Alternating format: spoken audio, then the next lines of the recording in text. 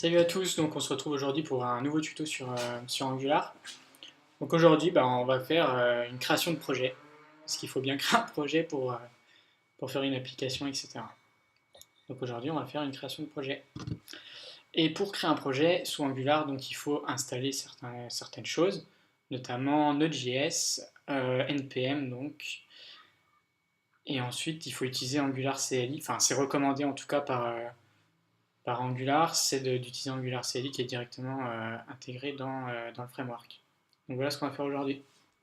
Donc pour installer Node.js, donc c'est tout simple, il faut se rendre sur le site de Node.js et installer donc la dernière version. Donc moi je vous conseille plutôt la version recommandée pour la plupart des utilisateurs. Bon, c'est une question de stabilité et de préférence, hein. Après aussi, donc moi je suis sous Mac, mais si vous êtes sous Microsoft, ça fonctionne exactement de la même manière. D'ailleurs, c'est pas Microsoft, mais plutôt Windows. Donc là, voilà, donc on se retrouve sur l'installation de Node.js. Donc il faut savoir qu'en fait, on va aussi avoir besoin du gestionnaire de package NPM. Mais le gestionnaire de package NPM s'installe en même temps que Node.js. Donc voilà, donc après, vous savez sûrement faire une installation. Donc continuez, logique. Voilà, donc vous acceptez les conditions. Ensuite, vous choisissez la destination, etc.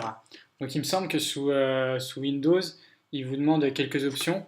Bon, vous laissez tout par défaut, comme ça vous aurez donc tout le package NPM, etc.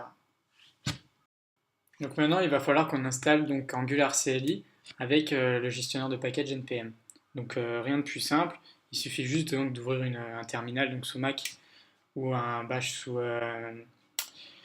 sous Windows. Et il faut exécuter donc la commande qui permet en fait d'installer des packages npm. Donc il suffit de taper donc npm install.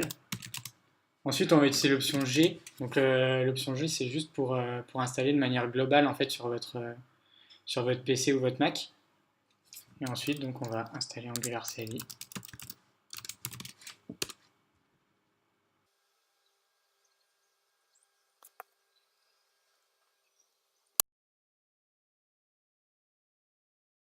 Donc là il me dit qu'il vaut mieux que j'installe la nouvelle version, enfin que je update la nouvelle version du gestionnaire de package npm, mais bon. Bref, on va passer, hein. Vous, normalement, vu que vous avez installé Node.js très récemment, enfin, dans la vidéo, vous allez avoir la dernière version, donc il n'y aura aucun souci. Donc voilà pour installer Angular CLI. Donc une fois que c'est fait, donc en fait vous avez accès à toutes les commandes de Angular CLI. Donc toutes les commandes de Angular CLI commencent toujours par ng et ensuite create, etc. Donc là ce qu'on veut c'est créer un nouveau projet. Donc ce qu'on va faire c'est ng new et ensuite le nom de votre projet. Donc là pour le coup je vais l'appeler tutoriel YouTube. Voilà, donc là il est en train de me créer mon projet.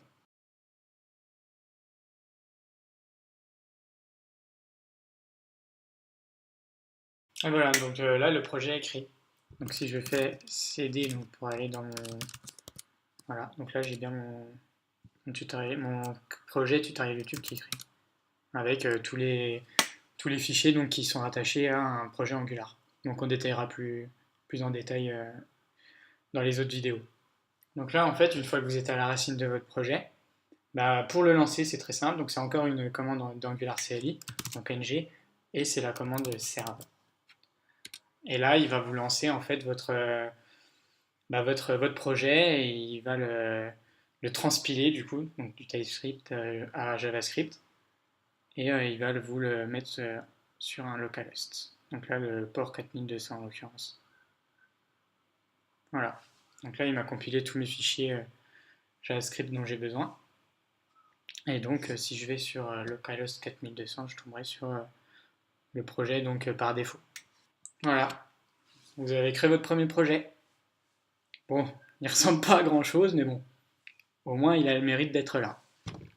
Donc c'est tout pour cette vidéo. Donc vous avez appris à créer votre projet, à un peu comprendre comment marche l'installation de package via NPM, et un petit peu les commandes vraiment de base de Angular CLI donc pour gérer votre projet avec le framework Angular. Si vous aimez la vidéo, n'hésitez pas à liker et à partager. Si vous n'avez pas aimé, moi je suis toujours preneur en fait de conseils pour améliorer les vidéos, surtout que c'est les premières, donc il y a vraiment des axes d'amélioration je pense.